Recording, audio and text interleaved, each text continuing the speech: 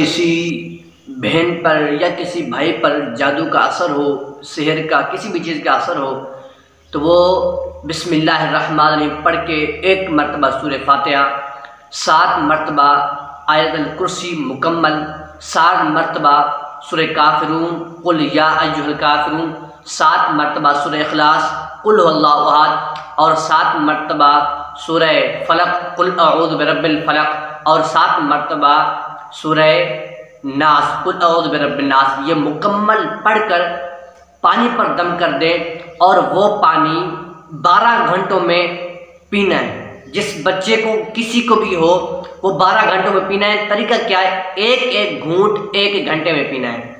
ये आप अमल करें और अगर वो मरीज सामने तो वो उस पर दम करें, लेकिन अलग दम करना है। जो आप 1 मरतबा पढ़ेंगे वो आपने पानी पर दम कर दिया, ठीक है, फिर वो उसका असर खत्म हो जाएगा। फिर दूसरी मरतबा ये मुकम्मल चीज़ें पढ़कर उस जो मरीज हो उस पर दम करना है। अल्लाह पाक इंशाल्लाह उसको शिफा देगा।